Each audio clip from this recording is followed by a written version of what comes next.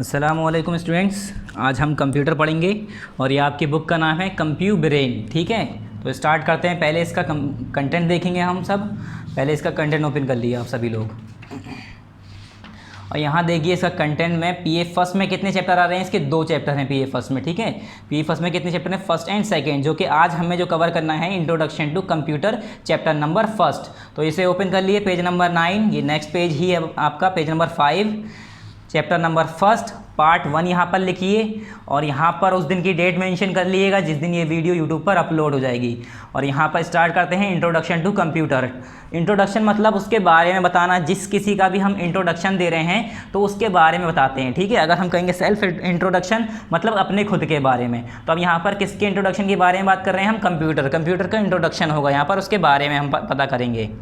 In this chapter you will be able to learn about characteristic, limitation and generation of computer। इस chapter में आपको क्या पता चलेगा, क्या पढ़ेंगे आप इस चैप्टर में? कंप्यूटर की जनरेशन को, उसकी लिमिटेशंस को या उसके कैरेक्टर को। फर्स्ट स्टार्ट करते हैं हम कैरेक्टरिस्टिक्स ऑफ कंप्यूटर। कंप्यूटर की कैरेक्टरिस्टिक्स के बारे में अब यहाँ स्टार्ट करते हैं हम कि क्या होती है कंप्यूटर की कैरेक्टरिस्टिक, क्या है उसकी खूबी या खामी क्या है। ठीक है, उसके अंदर कमियाँ क्या हैं या उसके अंदर क्या अच्छाई हैं, या मतलब अच्छाई से रिलेटेड मतलब ये नहीं कि वो अच्छा इंसान है। ठीक है, कंप्यूटर क्या है? एक मशीन है, मतलब किस तरीके से वो हमारी हेल्प करती है। Computer is a very useful and beneficial machine. Computer क्या है? एक बहुत ज़्यादा यूज़फुल, इस्तेमाल दे और बेनिफिशियल मशीन मतलब फ़ायदेमंद मशीन है। इट हैज़ मैनी कैरेक्टरिस्टिक्स, उसके पास बहुत ज़्यादा खूबियाँ हैं, कैरेक्टरिस्टिक्स हैं, खासियत है। Certain of its characteristic are superior even to human being. और उसकी कुछ कैरेक्टरिस्टिक, उसकी जो खूबियाँ होती हैं यहाँ तक कि वो इतनी अच्छी हैं कि वो सुपीरियर हैं ह्यूमन बीइंग से। मतलब कुछ काम इसके ऐसे हैं जो ह्यूमन बीइंग, जो इंसान हैं, उनसे भी ज़्यादा बेहतर, उनसे भी अच्छा कर सकते हैं। ठीक है, let's learn certain common characteristics of a computer. तो चलो अब कुछ उनकी कॉमन कैरेक्टरिस्टिक के बारे में पढ़ते हैं, जो आम इसकी नॉर्मल कैरेक्टरिस्टिक्स हैं, खूबियाँ हैं। पहला क्या है? एक्यूरेसी। एक्यूरेसी मतलब कि वो कितना एक्यूरेट काम करता है, उसमें गलतियां कितनी कम निकलती हैं, या वो कितना सटीक, जिसे कहते हैं बिल्कुल सटीक काम करना। ठीक है, तो यहाँ क्या है? स्टार्ट करते हैं। Computer is an accurate and a very speedy machine. Computer क्या है? एक बहुत ज़्यादा एक्यूरेट और स्पीडी मशीन है, बहुत तेज़ काम कर सकते हैं उस पर हम और सही काम कर सकते हैं। मतलब अगर हम ह्यूमन बीइंग तेज़ काम करते हैं तो कहीं ना कहीं गलतियाँ कर देते हैं, और कंप्यूटर में क्या है? वो अगर हम उस पर वर्क करेंगे तो वो स्पीड के साथ साथ एक्यूरेट भी काम देगा हमें। It never commit an error while calculation, और ना ही वो कभी कमिट करता है एरर जबकि हम कैलकुलेशन करते हैं। मतलब it never commits any error while calculation, मतलब वो कभी गलतियां नहीं करता है जब हम उस पर कोई कैलकुलेशन करते हैं, चाहे कैलकुलेशन लाखों में करें या बिलियंस में करें। ठीक है, अब 2 + 4 जोड़ें या 500 + 600 जोड़ें, तो वो कैलकुलेशन कितनी भी बड़ी हो वो कभी एरर नहीं शो करेगा, गलत नहीं आंसर देगा। When the input set of instruction and the data are correct, अगर आपने जो इनपुट दिया है, जो उसमें क्वेश्चन लिखा है वो आपका सही होगा। It successfully process millions of instructions पर सेकेंड, तो वो क्या करता है? पूरी तरीके से मिलियन ऑफ इंस्ट्रक्शन 1 सेकंड में आपके मिलियंस ऑफ इंस्ट्रक्शंस पे काम करता है। अगर आपका जो करेक्ट, सॉरी यहाँ पर गलत आ गए हम, यहाँ पर है। ठीक है, when the input set of instruction and the data are correct, अगर इनपुट सेट ऑफ इंस्ट्रक्शन जो हमने डेटा उसे दिया है, the output generated is incorrect, जो हमने आउटपुट चाहिए, जो हमें आंसर चाहिए, अगर जो हमने क्वेश्चन दिया है वो सही होगा तो आंसर भी सही आएगा। हमें पूछना है अगर व्हाट इज़ एनवायरनमेंट, ठीक है, और हमने पूछ लिया कुछ और, व्हाट इज़ एनिमल, तो भाई वो एनिमल के बारे में ही तो बताएगा, यानी हमारा इनपुट गलत था इसलिए आउटपुट गलत आया।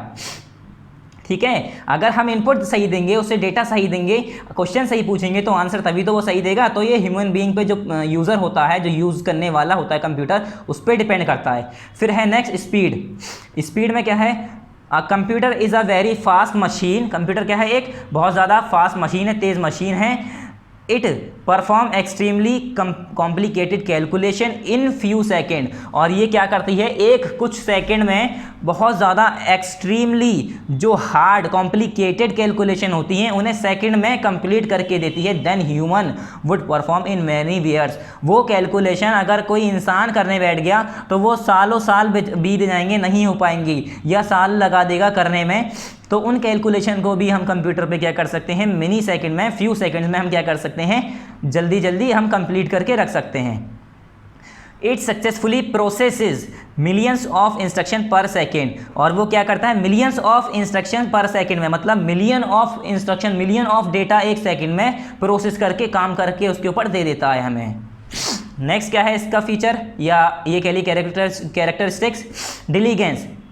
डिलीगेंस क्या होता है, a computer performs tirelessly and continuously for a long time. Computer जो है बिना थके, टायरलेसली मतलब बिना थके और कंटिन्यूसली लगातार बहुत लंबे समय तक काम कर सकता है। अनलाइक ह्यूमन बीइंग, ना कि इंसान की तरह, इट नेवर गेट्स बोर्ड, कि वो बोर हो जाए, ठीक है। इंसानों की तरह वो किसी चीज़ से बोर नहीं होता। जैसे इंसान अगर एक काम को कर रहा है या कर रहे हैं कोई ह्यूमन बीइंग, तो वो लगातार उसी काम को करते करते बोर हो जाएंगे और उसका मन हट जाएगा, ठीक है। तो वो दूसरा काम करना चाहेंगे, वरना वो रेस्ट चाहेगा। कंप्यूटर का क्या है कि वही सेम काम अगर आप 50 बार, 100 बार, 500 बार कराएंगे तो वो कंप्यूटर बोर नहीं होगा, ठीक है। When 10 million of calculation are to be done, जब 10 मिलियन कैलकुलेशन पूरी होंगी तो कंप्यूटर क्या करेगा, a computer carries out 10 million calculation with extreme perfection in the same accuracy and speed is at perform the first one.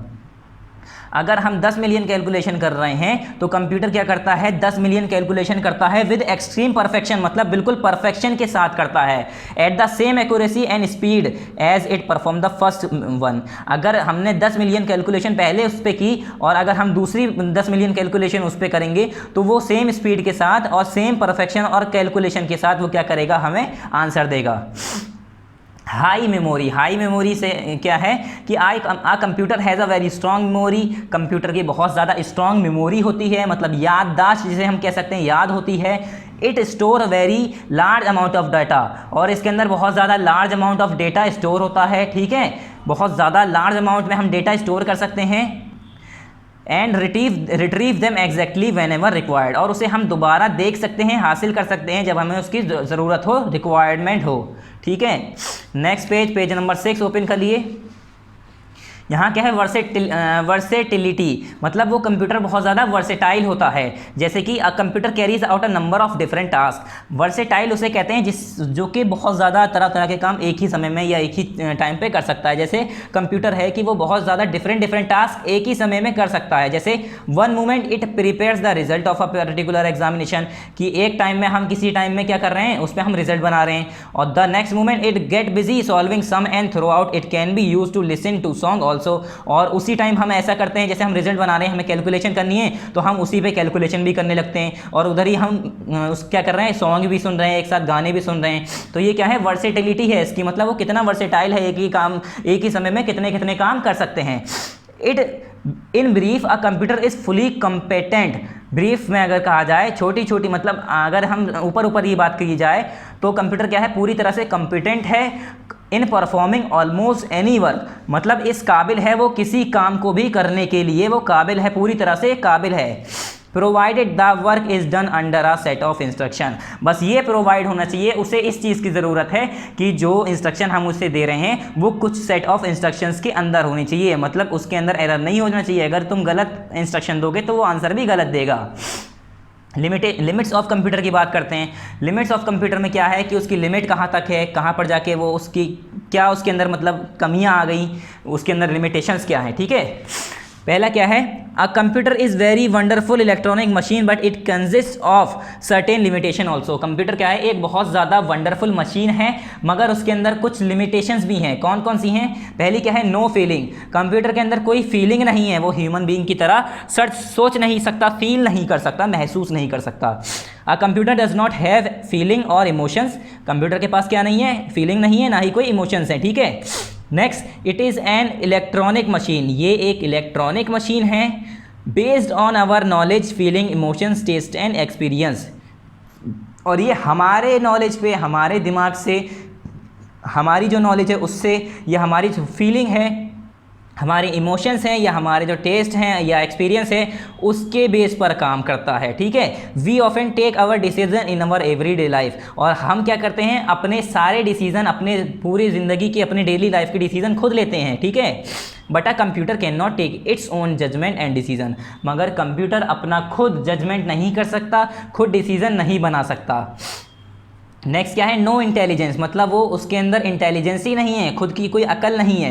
क्या कह रहे हैं ये, a computer does not have any intelligence of its own, computer की कोई अपनी खुद की इंटेलिजेंस नहीं है। It depends entirely on the user to do a work, ये काम करने के लिए उस यूज़र पे डिपेंड करता है जो इसे यूज़ कर रहा है, ठीक है। ये जब तक काम नहीं कर पाएगा जब तक यूज़र, यूज़ करने वाला, इसे चलाने वाला, ऑपरेटर यानी ऑपरेट करने वाला, उसे जब तक उसे यूज़ नहीं करेगा जब तक कंप्यूटर वर्क नहीं कर पाएगा। तो ये क्या है, एंटायरली डिपेंड कर रहा है, मतलब पूरी तरह से यूज़र पे डिपेंड कर रहा है। It can never take decision at its own, और ये अपना खुद का डिसीजन, अपनी खुद की राय नहीं ले सकता, अपनी खुद की बात नहीं मान सकता। Everything is inserted in the form of instruction, और इसके अंदर जो भी हम कुछ डेटा देते हैं वो किस फॉर्म में दिया जाता है, इंस्ट्रक्शंस की फॉर्म में।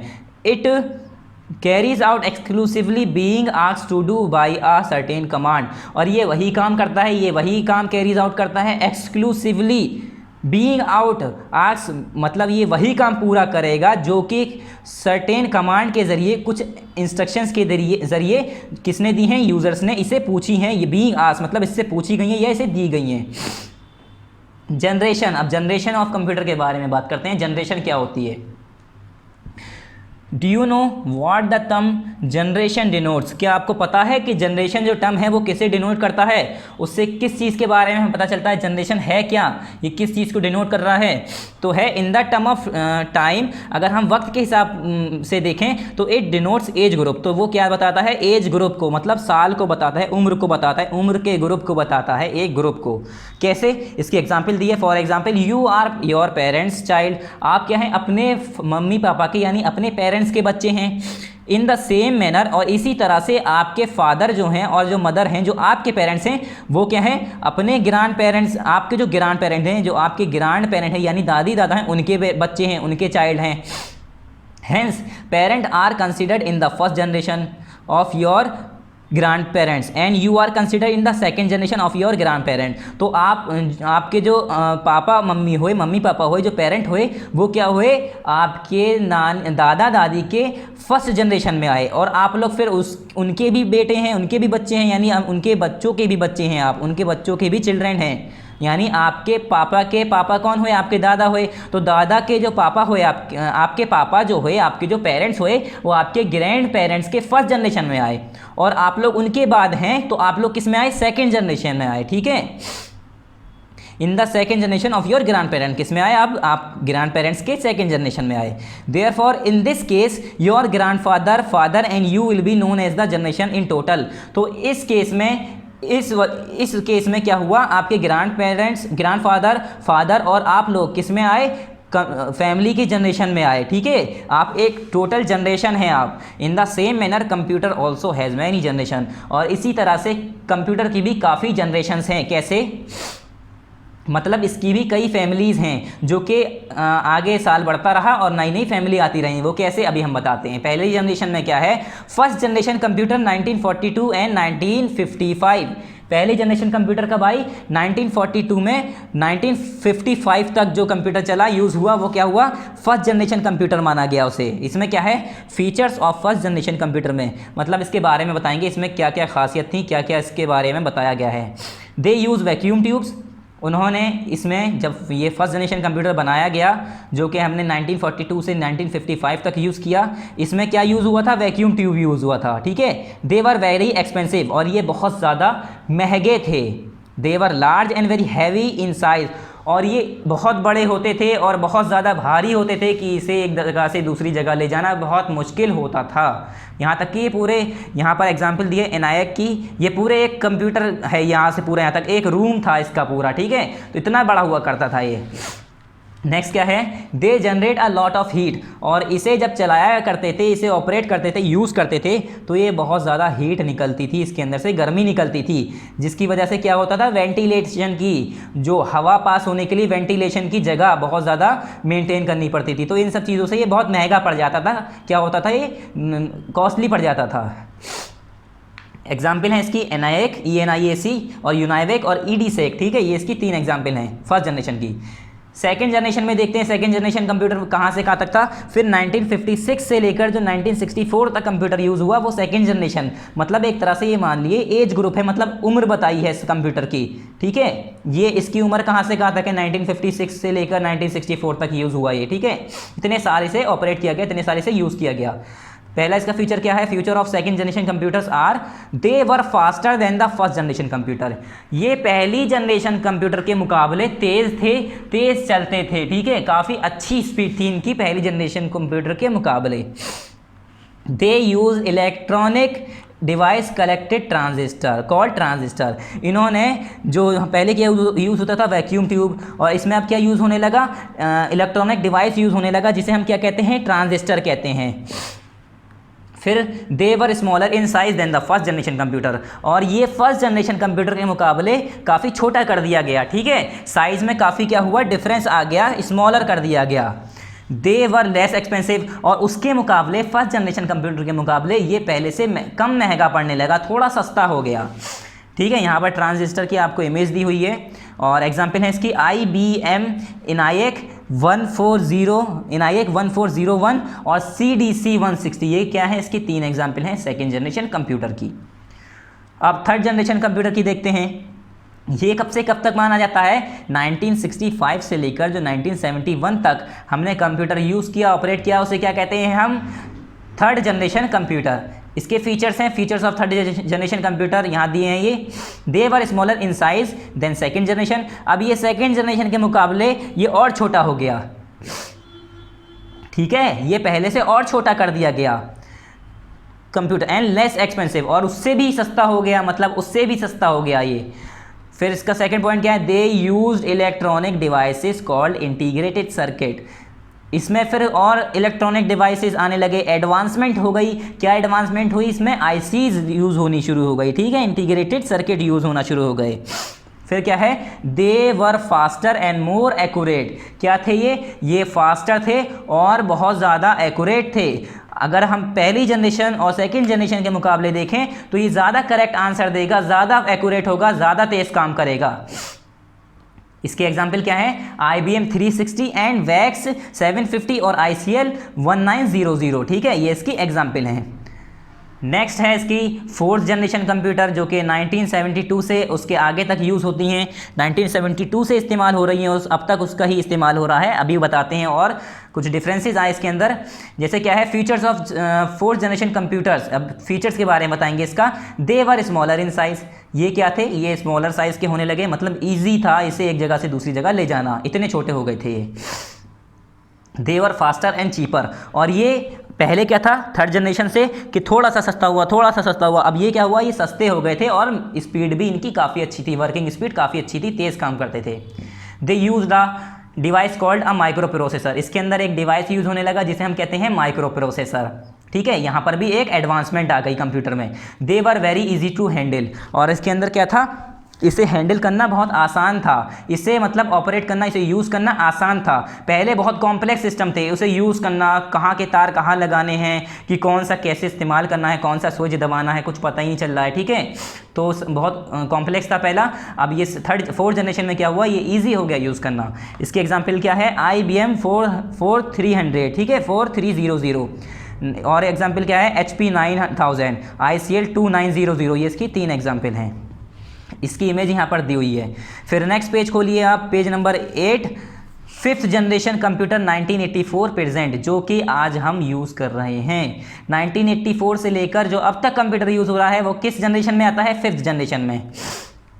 Features of fifth generation computer. अगर हम फीचर्स की बात करें, उसके बारे में देखें फिफ्थ जनरेशन कंप्यूटर के बारे में, तो इसमें क्या है, they use artificial intelligence for working. AI use होने लगा इसके अंदर। आर्टिफिशियल इंटेलिजेंसी मतलब वो खुद अपने आप इंटेलिजेंट होने लगे, इतने कंप्यूटर को इंटेलिजेंट बना दिया गया कि वो अपना सिस्टम अपने आप चला सकें, अपने आप काम कर सकें। कैसे, they are enable to think and take decision such as human being. और ये इस काबिल हो गए कि ये सोच सकें, ये इस लायक हो गए कि सोच सकें और डिसीजन ले सकें, जैसे कि ह्यूमन बींग, जैसे कि हम लोग, इंसान सोच सकता है और डिसीजन ले सकता है, तीसरा, they are use in areas like designing, defence and robotics. और ये किस एरियाज में इन कंप्यूटर का यूज़ होता है, जैसे कि डिज़ाइनिंग के लिए या डिफेंस के लिए, डिफेंस मतलब जो डिफेंस के लिए अपने यूज़ करते हैं, ठीक है, प्रोटेक्शन के लिए, और रोबोटिक्स के लिए, रोबोटिक्स में जो कंप्यूटर यूज़ करते हैं हम, उसमें क्या है, ये 5th जनरेशन यूज़ होता है। रोबोटिक्स आपने देखा होगा अपने आप चलता है, या जिस पे हमने उसे बता दिया कि यही काम करना है तो वो अपने आप उसी पे काम करता रहता है। जैसे कि आज बहुत सारी मशीन्स हैं, हम जैसे बिस्किट बनाने की एक मशीन है या फैक्ट्री है, तो हमें क्या करना होता है, उसमें सामान डालना होता है, उसे ओपन कर देना होता है, ऑन कर देना होता है, उसके बाद सारा काम वो खुद करती है। तो उसके अंदर आर्टिफिशियल इंटेलिजेंसी आ गई, मतलब वो इस काबिल हो गई कि वो अपना टास्क खुद कर सके, अपनी डिसीजन बना सके कि पहले मुझे आटा मिलाना है, मैदा मिलाना है, फिर उसे ड्राई करना है या सुखाना है, मतलब स्टेप बाय स्टेप जो काम करना है वो खुद करेगी। मगर आखिरकार बनाया किसने इसे, ह्यूमन बीइंग नहीं बनाया है। फिर अब इसकी एक्सरसाइज देख लेते हैं। एक्सरसाइज में क्या है हमारा, एमसीक्यूज हैं, मल्टीपल चॉइस क्वेश्चन, ये हमें बुक में करना है। आंसर द फॉलोइंग क्वेश्चन, ये किस में करना है, हमें कॉपी में करना है, ठीक है। आंसर द फॉलोइंग क्वेश्चन हमें सब में, ये सभी कॉपी में करना है। और ये आंसर द फॉलोइंग क्वेश्चन सिर्फ और सिर्फ हम किससे करेंगे, पेन से करेंगे। बाकी काम जितना भी बुक में करेंगे वो हम किससे करेंगे, पेंसिल से करेंगे। नेक्स्ट हमारा फिल इन द ब्लैंक्स, ये भी हम किससे करेंगे, पेंसिल से करेंगे, और हम बुक में ही रहने देंगे। तो स्टार्ट करते हैं हम next multiple choice question MCQ start करते हैं, ठीक है। मल्टीपल चॉइस क्वेश्चन में पहला क्या है, ए पार्ट इसका, आईसी डिनोट्स, आईसी से क्या डिनोट होता है, आईसी से आप क्या जानते हैं, उससे क्या समझते हैं। तो आईसी क्या बताता है, इंटीग्रेटेड चिप या इंटीग्रेटेड सर्किट या इंटर रिलेटेड सर्किट। तो आईसी की फुल फॉर्म क्या है, इंटीग्रेटेड सर्किट। तो इसका ऑप्शन फर्स्ट करेक्ट है, आप इस पर टिक कर लिए, ठीक है। नेक्स्ट क्या है, B part, computer are classified into, computer कितनी जनरेशन में क्लासिफाइड है, 5 जनरेशन में, ठीक है। तो इसका ऑप्शन क्या करेक्ट है, 5। तो इसके फर्स्ट पे आप टिक कर लिए। फिर नेक्स्ट क्या है हमारा, term generation denote dash group. जो जनरेशन टर्म है, जो नाम है, ये जो पूरा वर्ड है, इससे हमें क्या समझ में आता है, ये इसे किससे बताता है, ये किसे बताता है, एज ग्रुप को, ठीक है, साल बताता है एक तरह का। तो इसका ऑप्शन क्या है, बी है ऑप्शन सही इसका, इस पर आप टिक कर लिए। डी पार्ट क्या है इसका, use of dash revolutionized the computer totally. Micro processor के आने से कंप्यूटर में क्या आ गया, रिवोल्यूशन आ गया, रिवोल्यूशनाइज्ड हो गया कंप्यूटर, ठीक है। अब ये हम बी कॉपी में करेंगे, पहले हम ये फिल इन द ब्लैंक्स कर लेते हैं बुक में। क्या है हमारा पहला, a computer does calculation dash than human being. Human being से इंसानों के मुकाबले कंप्यूटर कैसे कैलकुलेशन करता है, फास्टर करता है, तेज करता है, ठीक है। बी क्या है, a computer never gets tired, computer कभी थकता नहीं है। थर्ड क्या है, a computer works with dash and dash, computer कैसे काम करता है, स्पीड के साथ और एक्यूरेसी के साथ। टी क्या है, a computer works with a dash of instructions, और कंप्यूटर किस पे काम करता है, कुछ सेट ऑफ इंस्ट्रक्शंस पे काम करता है, जो कि इंस्ट्रक्शंस हम उसे देते हैं, ठीक है। अब ये आपको खुद करना है अपने आप, ये एक्टिविटी है, इस पर आप खुद कर लीजिएगा बुक में ही। अब इसे हम कॉपी में करेंगे तो क्वेश्चन आंसर, तो इसके लिए आप क्या करिए, कॉपी ओपन कर लिए, ठीक है। एक्सरसाइज करने के लिए कॉपी ओपन कर लिए। कॉपी में देखिए, यहाँ पर कॉपी ओपन करिए और यहाँ लिखिए पार्ट फर्स्ट, यहाँ पर डेट लिखिएगा उसी दिन की जिस दिन ये वीडियो यूट्यूब पर आ जाएगी। यहाँ पर क्या लिखना है, चैप्टर 1, ठीक है, चैप्टर नंबर, यहाँ पर हेडिंग मतलब चैप्टर का नाम लिखना है, इंट्रोडक्शन टू कंप्यूटर, दोनों को तीनों को अंडरलाइन कर लिए। उसके बाद क्वेश्चन नंबर 2 पार्ट है ना हमारा ये, आंसर द फॉलोइंग क्वेश्चन। अब आंसर द फॉलोइंग क्वेश्चन में आपके बुक में पूरा क्वेश्चन दिया नहीं है, इसमें क्या है, हमें क्या ई तक क्या करने हैं, 2 फ्यूचर्स लिखने हैं हमें इसमें, ठीक है। खाली ई तक हमें क्या करना है, write the 2 features of given part from A to E. तो आप यहाँ हेडिंग लिखेंगे क्वेश्चन में, इसके बाद आंसर द फॉलोइंग क्वेश्चन के बाद कि write the 2 features of the given part from E to E. A से लेकर ई तक जितने भी क्वेश्चन हैं उसमें हमें 2 फीचर्स लिखने हैं। पहला क्या है हमारा, first generation computer. First generation computer के हमें क्या लिखने हैं, 2 फीचर्स लिखने हैं। यहाँ पर है आपके क्वेश्चन देखिए, ए पार्ट, फर्स्ट जनरेशन कंप्यूटर के हमें क्या लिखने हैं, 2 फीचर्स लिखने हैं इसके बारे में। 2 features of first generation computers are, अब आंसर ए करके लिखेंगे। फर्स्ट इसका फीचर क्या है, दे यूज़ वैक्यूम ट्यूब, इसमें वैक्यूम ट्यूब यूज़ हो रहा था। सेकंड क्या है, दे वर एक्सपेंसिव, वो बहुत महंगे थे। इसका बी पार्ट, अब सेकंड जनरेशन कंप्यूटर, अब बी पार्ट यहाँ ऐसे उतार लेंगे, फिर लिखेंगे सेकंड जनरेशन कंप्यूटर, फिर यहाँ लिखेंगे answer B, two features of second generation computer are, first क्या है इसका, they were faster than first generation computer, कि ये फर्स्ट जनरेशन कंप्यूटर के मुकाबले फास्टर थे, तेज थे। दे यूज ट्रांजिस्टर, और उसके अंदर डेवलपमेंट क्या आया, क्या चेंजेस आए, इसके अंदर वैक्यूम ट्यूब था, इसमें क्या आ गया, ट्रांजिस्टर आ गया।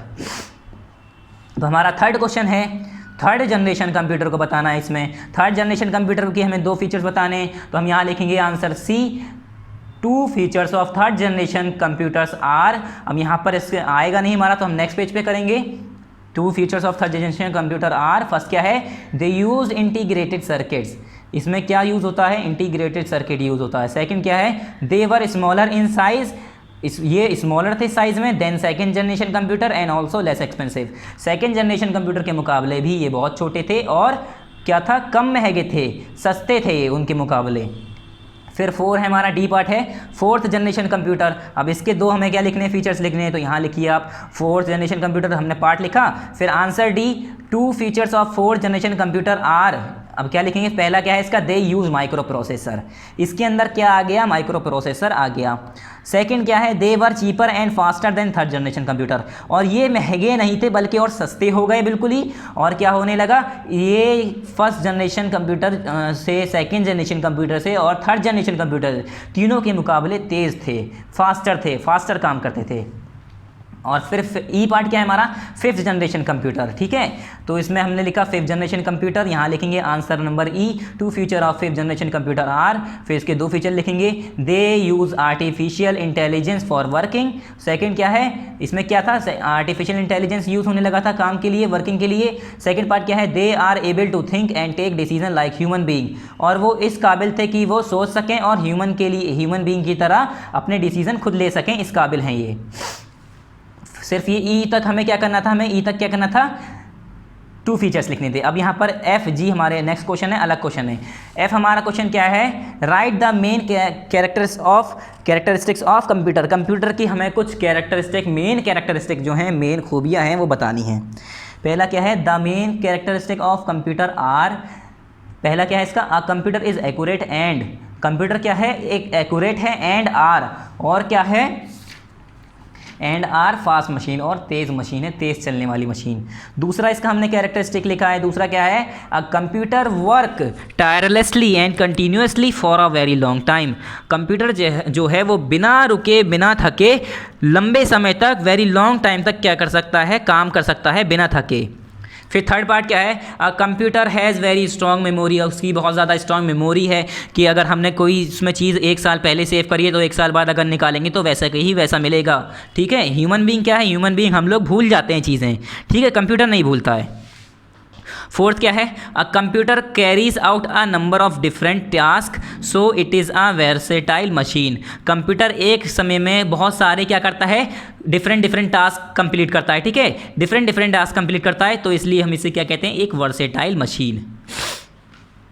जी है question number G, write any 3 differences between third generation computer and fourth generation computer, तीसरी और चौथी जनरेशन कंप्यूटर के बीच की हमें डिफरेंस लिखनी है, यानी सिंपल ये उसी के बारे में लिखवाना चाह रहे हैं। इसमें हमने यहाँ लिखा 3 differences between third generation and fourth generation computer are, ठीक है। यहाँ तक कैसे लिखेंगे, उसके बाद लिखेंगे फर्स्ट, 3 लिखने हैं ना, तो पहले में आ गया इसमें फर्स्ट पॉइंट में क्या है, third generation computer use integrated circuit, तीसरे जनरेशन कंप्यूटर में क्या था, इंटीग्रेटेड सर्किट यूज़ हुआ था वाइल, जबकि fourth generation computer use micro processor, और चौथी जनरेशन कंप्यूटर में क्या यूज़ हुआ था, माइक्रो प्रोसेसर का यूज़ हुआ था। सेकेंड पार्ट क्या है इसका, second point, third generation computer were faster and less expensive, जो तीसरा जनरेशन कंप्यूटर था वो तेज़ था और कम महंगा था, लेस एक्सपेंसिव था, वाइल जबकि फोर्थ जनरेशन कंप्यूटर क्या था, वर फास्टर बहुत तेज़ था, एंड चीपर और सस्ते थे, ठीक है। देन थर्ड जनरेशन कंप्यूटर, तीसरी जनरेशन के मुकाबले तेज़ और सस्ते थे ये फोर्थ जनरेशन वाले कंप्यूटर। थर्ड पॉइंट क्या है, example of third generation computers are, अब इसकी एग्जाम्पल्स दी हैं हमें तीसरी जनरेशन कंप्यूटर की, क्या है वो, IBM 360, वैक्स 750 और ICL 1900, ये किसकी एग्जाम्पल है, थर्ड जनरेशन कंप्यूटर की। फिर example of fourth generation computer are, अब फोर्थ जनरेशन कंप्यूटर की एग्जाम्पल दी हैं तो यहाँ जगह नहीं है, हमने नेक्स्ट पेज पे एग्जाम्पल लिखी है। इसकी एग्जाम्पल है पहली IBM 4300, फिर नेक्स्ट है HP 9000, फिर लास्ट है हमारी ICL 2900। तो यहाँ पर हमारा ये आंसर कंप्लीट हुआ, एक्सरसाइज कंप्लीट हुई। यहाँ पर भी आप पार्ट फर्स्ट लिख लेंगे, ठीक है। या आपका यहाँ पर क्या हुआ, चैप्टर ये आपका यहाँ पर कंप्लीट हुआ, ठीक है। और ये फिल इन द ब्लैंक्स आप किस में करेंगे, कॉपी में, और MCQs भी, sorry fill in the blanks और MCQs किस में करेंगे, बुक में करेंगे, ठीक है। यहाँ पर आपका चैप्टर ये कंप्लीट हुआ। थैंक यू, अस्सलामु अलैकुम।